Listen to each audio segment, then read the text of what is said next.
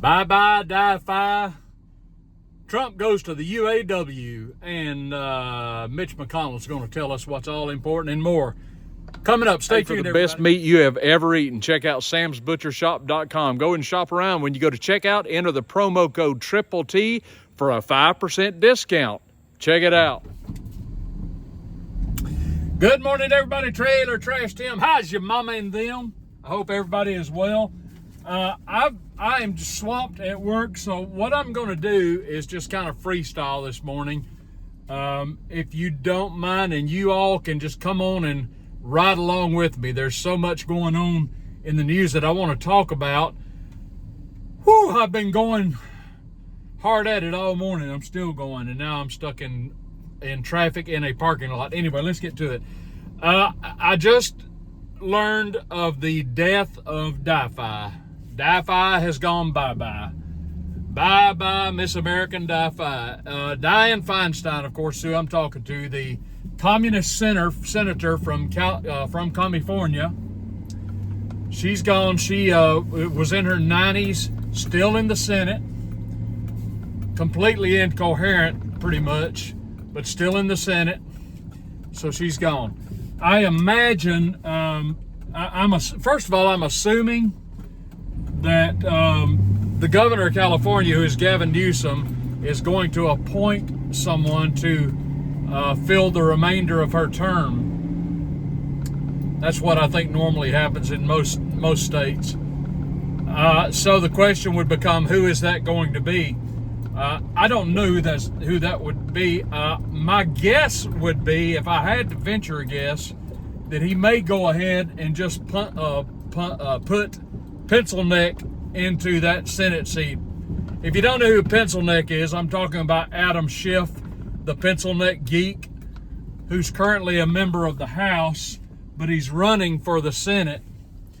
And so perhaps Newsom would just say, well, we're just going to go ahead and put you in there, and that way, you know, I mean, it doesn't really matter who Newsom appoints to that seat, because it's going to be a communist, like Schiff, like Kamala Harris was, like Feinstein was, like Barbara Boxer was.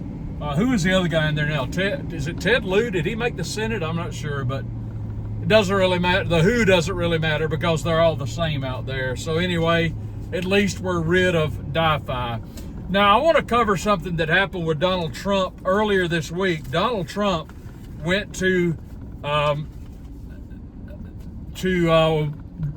I guess it was Detroit. I know it was Michigan. I don't know if it was Detroit or not. But as you know, the United Auto Workers have gone on strike. And I've talked about this in the past, but Donald Trump did something unprecedented. I don't remember ever there being a time when a Republican president or a Republican who was running for the Republican nomination ever went to address a union. I don't think Trump specifically went to the UAW, the United Auto Workers, but he did go into that neck of the woods, and I think he talked actually to some non-union people. And he said, if the only acceptable policy for UAW members should be the complete and total repeal of Biden's catastrophic EV mandate. He's right about that. Union leadership must decide whether they'll stand with Biden and other far-left cronies in Washington, or whether they'll stand with frontline auto workers and President Trump. He's exactly right about this. If the auto workers were smart about this, they would, and some of them I'm sure do, vote for Trump. I've read some estimates that it's 50-50 or 60-40 in favor of Biden or the Democrat. But Trump is going straight to them and appealing to them, saying, you need to vote for me and I'll get this thing fixed. Now, what I've said about this in the past is this. You've got the automakers on the one hand, who manufacture the products. You've got the auto workers that are kind of stuck in the middle, and they're wanting, you know, the usual demands when you go on strike. They want more pay, and they want better pension and all this kind of jazz. But on the other side of the equation is the unwanted elephant in the room, and I'm talking about the federal government with all of their mandates, who's telling the automakers, this is what we want you to make. And this is a problem because Biden is telling the automakers that by the year 2030, that's only 5 model years away, by the year 2030, 50% of your production has to be EVs, which is absurd. Even if they could meet that deadline, we do not have the infrastructure to meet such a demand. What should be happening is the auto builders, the automakers, should simply be listening to the market and giving the market what the market is demanding. And if they would do that, they would be building products that people want, business would be better, and the auto workers would stand a much better chance of getting a better deal from the automakers. So the auto workers are kind of caught in the middle in some ways. In another sense, the auto makers are caught in the middle because they got the workers saying, we want this. We got the market saying, we want you to build this. And we've got the government saying, you will build this.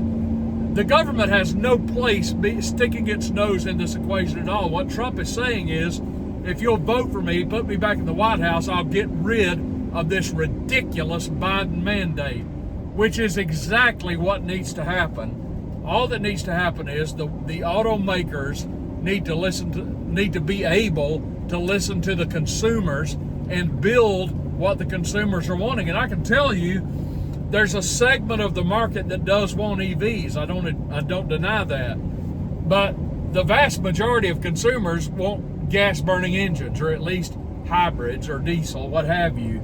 I guarantee you 50% of consumers do not want EVs. They just don't want them. So Trump is going right to the auto workers and saying, hey, vote for me and I'll solve this problem right here. So good for him. All right, let's move on. I got something from the Chicago Tribune, who reported yesterday that 27 buses of, they say migrants, I say what they are, illegal aliens, 27 bus loads of illegal aliens have been sent to Chicago from Texas since last Saturday.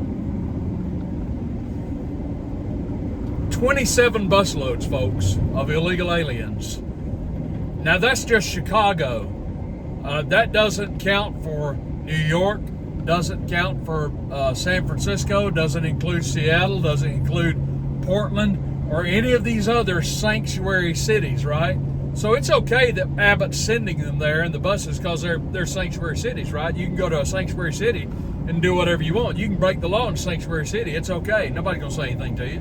You can loot stores, kill people, do whatever you want. It's a sanctuary city. So 27 busloads got sent there. And most of them, the Tribune writes, are from Venezuela. Let me tell you something about Venezuela. There was a time in the not too distant past when Venezuela was the 4th wealthiest industrialized nation on earth. Did you know that? They were the pearl of South America. But now they are ravaged by communism, poverty, and hyperinflation, the latter two which the communism caused. So the Venezuelans are fleeing to the United States. We see what communism does. We have case study after case study. When a nation embraces communism, poverty soon follows. Crime soon follows. Hyperinflation eventually follows. Isn't it ironic that China is embracing many of the principles of capitalism while the United States is embracing communism? And look at what's happening to us. We are losing our nation. It's right before our very eyes. So these people that are coming up from Venezuela are fleeing communism, come to the United States. Well, guess what? It's only a matter of time until we turn into the next Venezuela if we don't do something about this. My question to Greg Abbott is simply this. Rather than sending busloads of illegal aliens to sanctuary cities, why don't you just send the National Guard to the border? to all of the border. Why, you could do that, Greg Abbott. Why don't you? There's been a huge explosion in Uzbekistan. I don't want to dwell on this, but one person was killed and like 165 or 168 people were injured. Do you know what the explosion in Uzbekistan was all about? It was EV batteries that exploded, killed somebody and injured over 100 people. Tell me again how EVs are great for the environment, how they don't hurt anybody. Yeah, believe that if you wish. I don't believe it.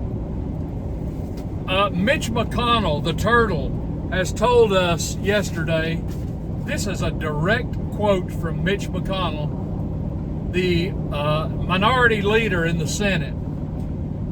Mitch McConnell said this, direct quote, providing assistance to the Ukrainians to defeat the Russians, that's the number one priority for the U.S. right now, according to most Republicans. That's what McConnell said. That's our priority, defeating Russia. So securing our border is not the priority. Getting hold of stopping the influx of fentanyl into our country, that's not the priority. The deficits certainly are not our priority. Dealing with prosecuting the Biden crime family, that's not a priority to the turtle. No, the priority to the turtle is defeating Russia. That's number one. What planet do these people live on? It's as simple as this. If Russia and Ukraine want to go to war, this American says, let them fight it out. Defeating Russia ain't a priority for me. Our minding our own business is a priority for me. How about securing our border, Mitch? You want to talk about that? You don't care about that. How about dealing with the fentanyl crisis? You don't care about that. How about doing something about the Biden crime family, Mitt, or Mitch, or Mitt? They're interchangeable. The uniparty, you know. How about doing something about the unhinged spending, Mitt, or Mitch? Priorities, folks. Priorities, right? Now, how many of you know who John Bolton is? John Bolton is the former National Security Agency director in the Trump administration. Unfortunately, he's a lifer. He's a Bushy. He's a neocon extraordinaire. John Bolton, if you don't know who he is, Google him. He's a guy with a mustache. John Bolton said this week that he's just terrified that Trump might get back in the White House, and he's telling us how terrible it is if Trump gets back in there, because he said that his issue with a possible Trump second term is it could trigger a constitutional crisis in our country, and it might drive major leaders to resign. Well, one can only hope, Neocon John. He said that's what we're going to have, not so much the threat of Trump asserting his authority as the breaking down of institutions. Let me tell you what John Bolton is really concerned about. He's really concerned that neocons may lose their position in seats of power in the government. That's what he's afraid of. John Bolton is afraid that Trump might just go after the deep state this time around. That's what Bolton's really afraid of. Tell me, if Trump wins, major leaders may have to resign. Well, we certainly hope so, John. Don't threaten me with a good time, buddy. Come on, people. Man, we have the worst drivers in Alabama, let me tell you. I gotta gun it to get past these people. Thank you, you yahoo. All right, one more thing and I'll close. As most of you know, Tuesday night there was a big debate in, where was it? Was it at the Reagan Library? The seven dwarves debated amongst themselves, or however many of there, 8. I don't know.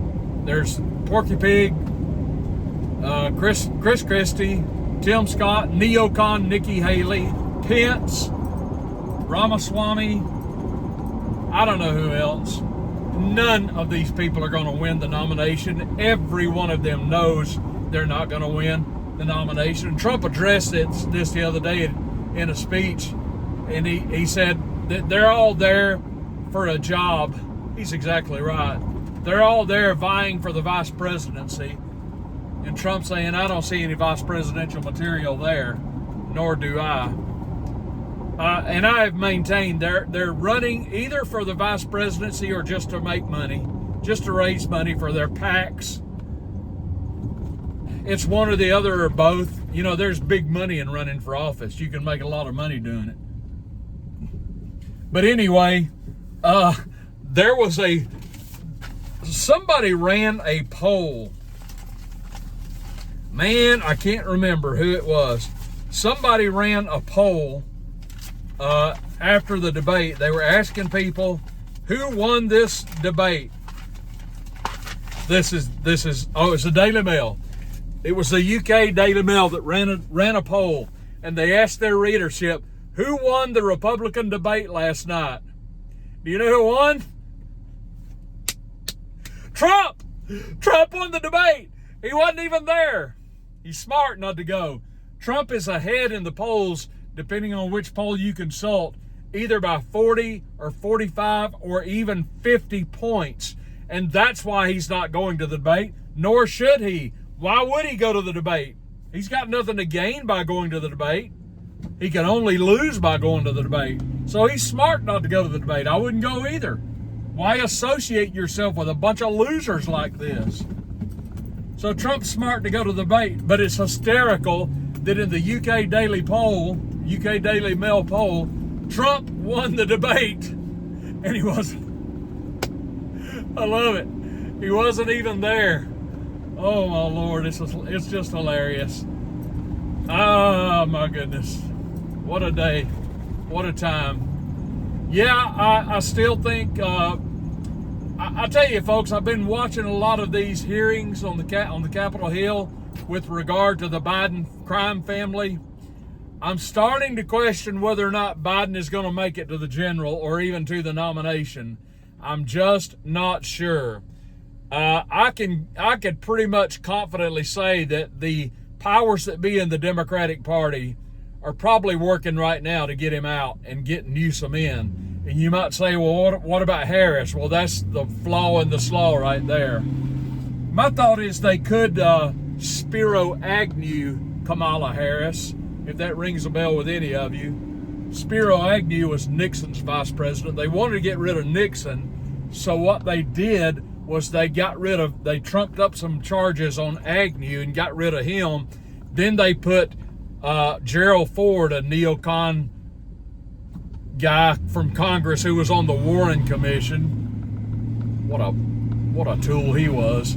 They got him in there. Then they dumped Nixon, and then they got Ford into the White House, of course. So I'm thinking they may try and find a way to get rid of Harris first and then Biden. I don't know. I do know this, they're running out of time. We're getting close. And if they're wanting to get Newsom in there, and I'm sure they do, because, you know, Newsom's campaigning already. He's saying, no, I don't want it, but he's campaigning. He's flying around making speeches. I mean, come on. They want Newsom. Newsom wants it. There's no question in my mind about it, despite the fact that he says otherwise. So, I don't know. We may wind up with Trump versus Newsom. Could be. And then, of course, you got the Hillster in the background. Maybe they could get rid of Cackling Camby and get Hillary back in there. She's got her presidential hair done. You know, she's ready. She's waiting for the phone call. That's what's going on this Friday morning. Hey, everybody, please do me a favor. Subscribe to the channel if you have not, and give me a thumbs up on the video. As long as you're not an illegal alien, as long as you do not wear a face mask, go ahead and subscribe. I'd love to have you come along and join our community. Give me your comments down below about all this, and what do you think's going to happen? Do you think Biden's going to make it to the general? Let me know what you think about it. Everybody take care. Go out there. Have a fantastic Friday. This is Trailer Trash Tim. I will see you tomorrow.